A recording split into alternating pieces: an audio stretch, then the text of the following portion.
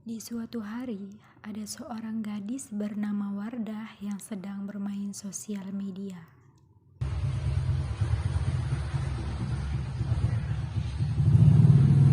Masya Allah, di zaman sekarang masih ada pria yang mau membela agama. Kulek deh. Siapa nih yang nge-like? Masya Allah. Oh, ternyata di bio-nya ternyata dia ingin menikah muda. Kebetulan kan aku juga sedang mencari istri. Coba aku DM lah. Assalamualaikum. Ada pesan masuk. Oh, dia ngechat aku. Coba aku buka deh. Waalaikumsalam.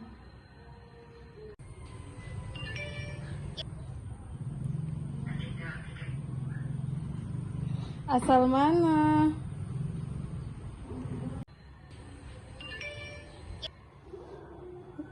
Aku asal Jakarta, tapi lagi stay di Bandung.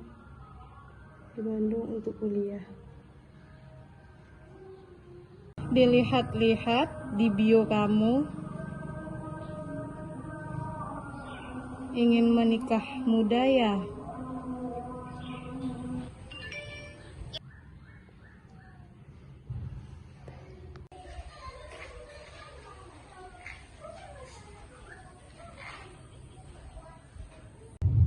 Assalamualaikum, Wardah.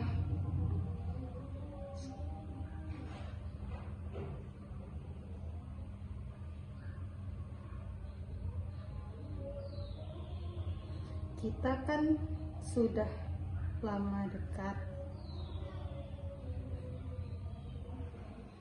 Boleh nggak Reza datang bertaaruf ke rumah?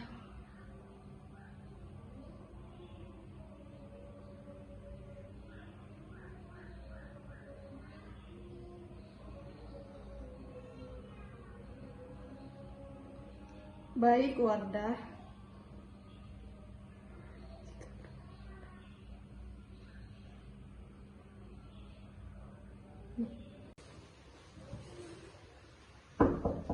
Assalamualaikum Umi. Iya, waalaikumsalam. Apakah Wardah boleh masuk Umi? Iya, silakan nak.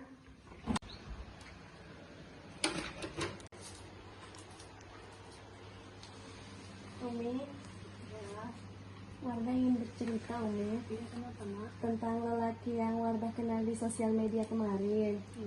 Dia rencana ingin ke rumah Umi. Ngapain nak? Dia ingin bertaaruf dengan Wardah Umi. Kapan itu? Besok Umi jam 9 pagi. Oh ya udah, kalau begitu nanti kita persiapkan ya. Baik Umi, Wardah izin pamit ya Umi. Iya. Assalamualaikum Umi. Waalaikumsalam.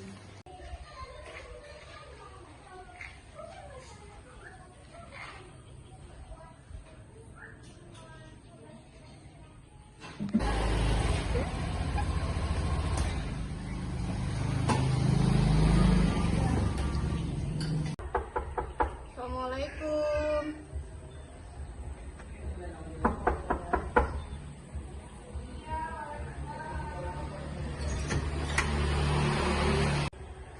Assalamualaikum Bu. Waalaikumsalam. Saya Reza Bu. Oh iya Reza, silakan masuk. Jadi gini Bu, niat kami kemari untuk membahas ta'aruf anak saya, Reza, dan anak ibu. Jadi anak saya ini namanya Nata Reza, dia sudah berumur 26 tahun. Sekarang dia sedang bekerja di Pertamina sebagai HRD. Kalau gitu, perkenalkan juga anak saya, Wardah. Umurnya 21 tahun. Sekarang sedang melanjutkan kuliah di Bandung, jurusan desain. Si Wardah ini berapa bersaudara Bu? 3 Pak. Dia anak kedua. Kakak abangnya? Kakak Sudah menikah? sudah dari bawa suaminya ke Padang. Kalau Reza dia anak pertama dari 2 bersaudara. Baiklah kalau gitu Pak, apa boleh saya bertanya dengan Nak Reza? Boleh Bu, silakan Bu. Reza, ya Bu, apabila nanti kalian akan menikah, boleh nggak Wardah bekerja juga? Boleh Bu, jika tidak memberatkan Wardahnya. Kalau gitu tinggalnya nanti di mana? Oh, saya sudah mempunyai rumah Bu di dekat perumahan Pondok Indah. Kalau misalnya Ibu minta Wardah untuk tetap tinggal di sini, bagaimana? Gimana ya Bu, kan saya ingin hidup mandiri gitu, jadi kan saya sudah mempunyai rumah juga, jadi ya Wardah harus ikut saya gitu ke rumah. Satu lagi Reza, Ya, Bu. apakah pendapat Reza tentang poligami apa? Poligami itu dibolehkan di dalam Islam. Apa Reza berencana untuk poligami? Ada Bu rencana. Oh ya, baik kalau gitu. Kalau begitu Bu, sebagaimana dalam Islam, kami dari pihak laki-laki berhak melihat wajah Nak Wardah. Bisakah atau bersediakah Nak Wardah memperlihatkan wajahnya kepada kami? Saya izin bertanya dulu dengan Wardah ya Pak ya. Ya Bu. Gimana Wardah, apa kamu siap? Siap Umi.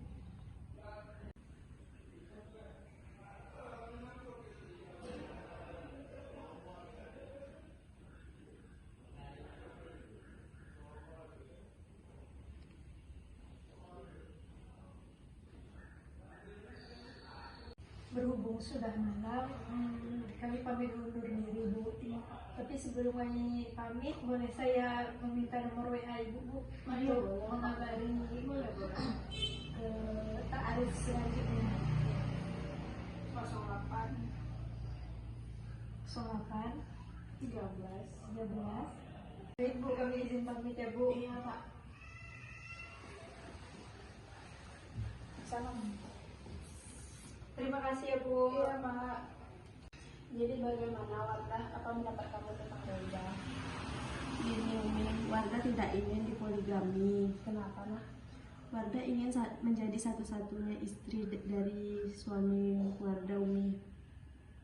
Jadi bagaimana, apa ingin dilanjutkan atau dibatalkan saja? Menurut Wardah Umi, sebaiknya dibatalkan saja. Ya udah kalau begitu nanti baru membicarakan hal ini sama orang tua Reza ya. Baik Umi. Bagaimana Reza dari proses ta'aruf tadi? Apakah ada keberatan hati dari Reza? Gimana ya Bi, setelah Reza melihat wajah Wardah kurang tertarik menurut Reza, karena Reza ingin mencari istri yang cantik. Jadi apa Reza mau membatalkan ta'aruf ini? Iya Abi, bolehkah Abi membantu Reza untuk membicarakan ini kepada Ibu Wardah? Baik. Setelah itu, Abi Reza pun menghubungi Ibu Wardah.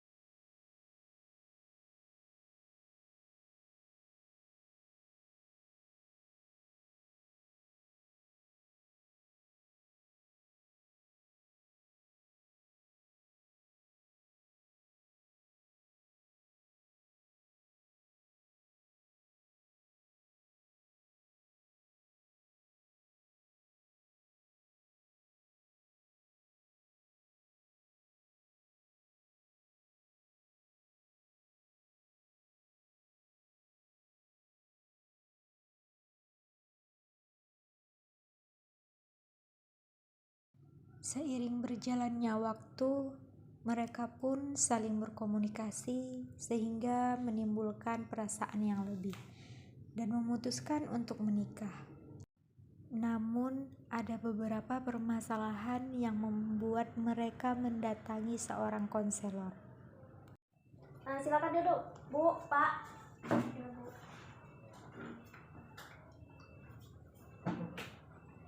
Assalamualaikum warahmatullahi wabarakatuh. Waalaikumsalam warahmatullahi wabarakatuh. Dengan Pak Rahmat dan Bu Nisa ya? Iya benar.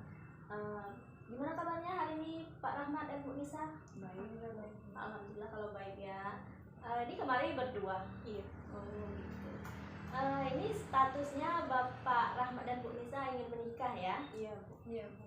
Sebelumnya Bapak Pak Rahmat yang saya tengok di data tadi, Pak Rahmat dan Bu Nisa sama-sama sudah pernah menikah ya? Iya Bu. Oke, kalau begitu apakah di pernikahan sebelumnya Bapak Rahmat dan Bu Nisa pernah melakukan konseling pranikah sebelum menikah? Belum pernah ya. Kalau begitu Bapak Rahmat dan Bu Nisa tahu nggak apa itu yang dimaksud dengan konseling pranikah? Kira-kira kalau disebutkan kata konseling pranikah, apa yang terpikir di dalam benak Bapak dan Ibu? Bantuan yang diberikan untuk orang yang ingin menikah. Oke, kalau Bapak? Sama. Tahu. Oke, jadi benar apa yang disampaikan sama Bu Nisa tadi, tapi lebih rincinya lagi, konseling pranikah itu adalah kegiatan tatap muka yang dilakukan oleh konselor dan klien. Di sini saya selaku konselornya, Pak Rahmat dan Bu Nisa selaku kliennya, yang bertujuan untuk mengentaskan masalah yang dialami oleh pasangan yang akan menikah. Baik itu masalah-masalah pribadi, masalah-masalah antara kedua belah pihak, kedua belah keluarga, atau masalah-masalah lainnya, atau bahkan jika ingin merencanakan kehidupan kedepannya setelah menikah. Nah, di konseling ini kami memiliki beberapa asas yang kami gunakan ya. Yang pertama itu adanya asas kerahasiaan. Jadi di sini baik itu data diri Bapak dan Ibu, cerita tentang permasalahan atau segala hal yang menyangkut dengan Bapak dan Ibu tidak akan saya beritahukan pada orang lain tanpa seizin Pak Rahmat dan Bu Nisa. Jadi semuanya dilindungi, dirahasiakan. Nah, yang kedua itu adanya asas kesukarelaan. Di sini saya dengan sukarela membantu Pak Rahmat dan Bu Nisa untuk menyelesaikan masalah ataupun merencanakan hal-hal lainnya. Jadi saya harapkan Pak Rahmat dan Bu Nisa juga bisa sukarela untuk menceritakan semua yang mengganjal di dalam pikiran, apa-apa saja yang ingin ditentaskan. Nah, yang ketiga itu adanya asas keterbukaan. Nah, saya harapkan Pak Rahmat dan Bu Nisa bisa dengan terbuka menyampaikan masalah-masalah yang sedang dialami, keluhan-keluhannya, apa yang mengganjal, atau keinginan-keinginan Pak Rahmat dan Bu Nisa agar konseling ini berjalan dengan efektif. Nah, kalau begitu sebelum kita masuk ke sesi konseling, apakah ada yang ingin ditanyakan dari Pak Rahmat dan Bu Nisa? Tidak ada. Udah paham ya? Kalau gitu siap untuk melakukan konseling? Siap. Baiklah, ada baiknya kita buka konseling ini dengan mengucapkan basmalah. Bismillahirrahmanirrahim. Baiklah, untuk Pak Rahmat dan Bu Nisa, kira-kira apa yang bisa saya bantu hari ini untuk Pak Rahmat dan Bu Nisa? Jadi di sini saya kan ingin menikah sama Bu Nisa. Status kami duda dan janda. Kami ini dipertemukan karena sesi ta'aruf anak kami. Anak saya laki-laki dan anak Ibu Nisa perempuan. Kami ta'arufkan mereka, ternyata mereka tidak memiliki kecocokan. Sama-sama mereka tidak mau untuk menjalin hubungan. Terus kami ya saling mencintai Bu, kami saling akrab dan kepikiran untuk menikah. Berarti sebelumnya anak Bapak Pak Rahmat sama anak Bu Nisa itu melakukan ta'aruf. batal. batal. Jadi yang mau nikah sekarang bapak sama ibu. Iya. Tapi saya nggak berani Bu untuk berbicara ke anak saya kalau saya itu mau nikah ke Dengan ibunya. ibunya anak ibunya taarufnya anak saya. Oh, jadi begitu. Nah, kalau untuk Bu Nisa sendiri, apa Ibu Nisa sudah pernah mengkomunikasikan dengan anak Bu Nisa? Sudah Bu. Gimana tanggapan anak Ibu Nisa? Ya boleh. Dibolehkan. Ibu Nisa sudah bilang kalau ingin menikahnya sama Bapak Rahmat. Sudah kayaknya kalau memang mau, kalau memang sepakat juga sama-sama mau, jadi dia juga mengizinkan. Oh, baik. Berarti tinggal Pak Rahmatnya aja ya. Iya.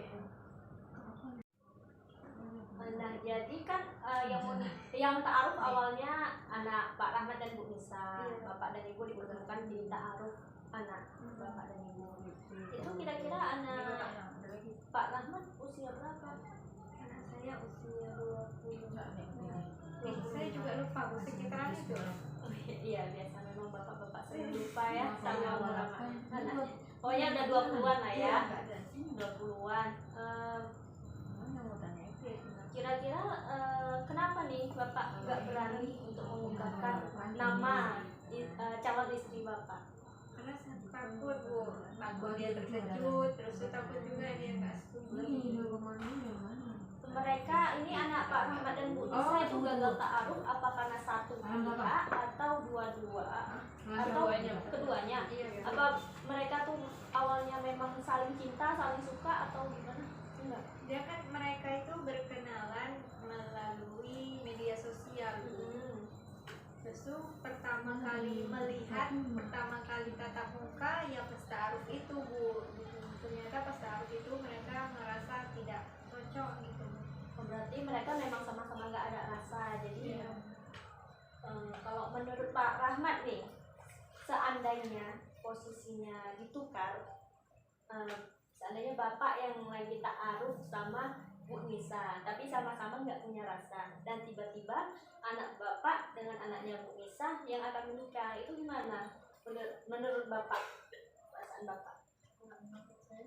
Saya bisa aja nerima pendapat mereka, nerima tujuan keputusan mereka.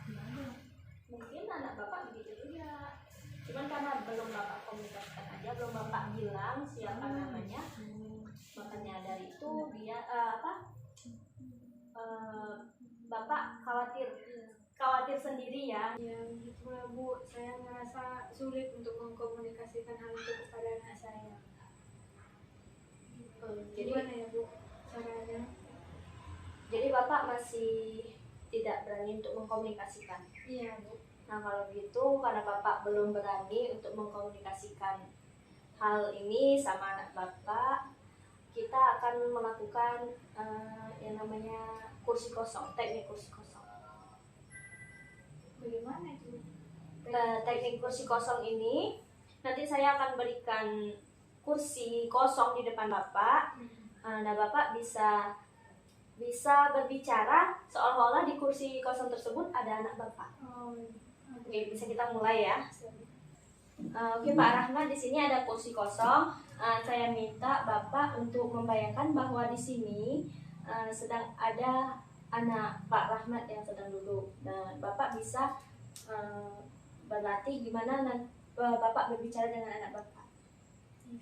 Tarik nafas dulu, atur nafasnya, tenang. Oke, sekarang bisa dimulai. Bapak bisa mengungkapkan perasaan Bapak, tujuan Bapak, dan keinginan Bapak. Anggap seolah-olah di sini ada anak Bapak yang duduk. Reja, sebelumnya kan Abi pernah bilang kalau Abi itu mau menikahi seseorang. Tapi Abi belum pernah bilang kan siapa itu wanitanya, karena Abi belum berani bilang wanita itu siapa. Jadi sebenarnya wanita itu ibunya Nak Wardah aja. Gimana gimana Reja? Apakah Reja setuju kalau Abi menikahi ibunya Wardah? Itu Bu. Iya, bisa. Setelah berbicara seperti tadi, gimana perasaan Bapak? Alhamdulillah Bu, kayak lebih tahu cara ngomong ke Reja gimana. Sudah kira-kira sudah siap belum? Kalau nanti sampai di rumah praktekkan secara langsung. Sudah Bu, sudah. Tinggal ngumpulin nyali aja ya Bu. Kalau begitu mungkin bisa sekali lagi Bapak latihan seperti tadi dengan kursi kosong dulu biar nanti lebih mantap gitu. Reja, sebelumnya kan Abi pernah bilang kalau Abi mau menikah lagi. Tapi Abi belum pernah bilang siapa itu wanitanya karena Abi nggak berani. Jadi sebenarnya wanitanya itu ibunya Wardah Reja. Gimana Reja? Apa Reja setuju dengan pilihan Abi ini? Itu Bu. Iya, oke. Nah kalau gitu saya minta sekarang Bapak untuk membayangkan kira-kira apa sih jawaban anak Bapak setelah Bapak berbicara seperti itu. Kemungkinan terbesar. Kemungkinan terbesar dia sih nerima Bu. Kira-kira ada nggak penghalang yang bisa menghalangi Bapak nanti saat Bapak berbicara seperti ini kepada anak Bapak? Penghalang nggak ada. Nggak ada ya. Nah kalau anggapan anak Bapak seperti itu, kira-kira apa anggapan Bapak nantinya setelah anak Bapak berbicara seperti itu? Kalau saya pasti bahagia Bu, senang karena saya bisa menikahi wanita yang saya cintai. Kira-kira apa yang akan Bapak bilang ke anak Bapak setelah anak Bapak menyetujui, maksudnya mendukung keinginan Bapak ini? Saya pasti bilang tentang bertanya tentang kesetujuannya. Setuju tadi udah. Memang tadi setuju. sudah. Saya bertanya tentang tanggal-tanggal mungkin. Tanggal baiknya dilakukan tanggal berapa begitu. Berarti setelah anak Bapak mendukung keinginan Bapak, Bapak ingin membalas tanggapan tersebut dengan bertanya, merencanakan kapan tanggal yang tepat dengan anak Bapak ya. Karena sebelumnya dia juga pernah bilang kalau secepatnya Pak gitu. Oh, nah baiklah, karena kita sudah melakukan teknik kursi kosong tadi dengan Pak Rahmat, dan Pak Rahmat pun sudah mampu untuk mengkomunikasikannya nanti dengan anak Pak Rahmat. Jadi kita sekarang sudah sampai di sesi akhir konseling. Nah, saya ingin mengatakan bahwa keberhasilan konseling ini, keberhasilan tujuan Bapak nanti itu sangat dipengaruhi dengan usaha Bapak. Jadi Bapak harus sungguh-sungguh dalam melaksanakan usahanya, yaitu yang tadi yang dipelajari, yang dilatih di teknik kursi kosong tadi. Karena keberhasilan dan kebahagiaan Pak Rahmat itu juga kebahagiaan buat saya, kehormatan buat saya. Dan saya doakan juga semoga Pak Rahmat itu bisa mampu dan lancar nanti dalam menerapkan apa yang sudah dilatih tadi. Saya doakan juga semoga Pak Rahmat dan Bu Nisa dipermudah jalannya untuk menikah dan bisa menjadi keluarga yang sakinah mawaddah warahmah. Dan semoga juga jalan Pak Rahmat dan Bu Nisa dipermudah oleh Allah Subhanahu wa Ta'ala, tidak menemukan kendala yang terlalu berat. Nah, jika sewaktu-waktu nanti Pak Rahmat dan Bu Nisa memiliki kendala lain, Bapak dan Ibu bisa menghubungi saya di biro ini juga ya. Sebentar. Pak Rahmat dan Bu Nisa bisa menghubungi saya melalui nomor telepon saya, bisa melalui WA atau SMS ya. Tentunya dengan waktu dan tempat yang telah kita sepakati. Saya minta maaf jika saya ada kesalahan dalam perbuatan dan ucapan saya. Kita akhiri konseling ini dengan mengucapkan hamdalah alhamdulillahirabbil alamin. Assalamualaikum warahmatullahi wabarakatuh. Selamat Pak ya, semoga sukses dan lancar. Semoga drama ini bermanfaat bagi kita semua. Mohon maaf atas kesalahan yang tidak berkenan di hati penonton sekalian. USI sebagai Wardah, Aulia sebagai Reza, Wedia sebagai Bapak Rahmat, Arfa sebagai Konselor, Noreski sebagai Ibu Nisa.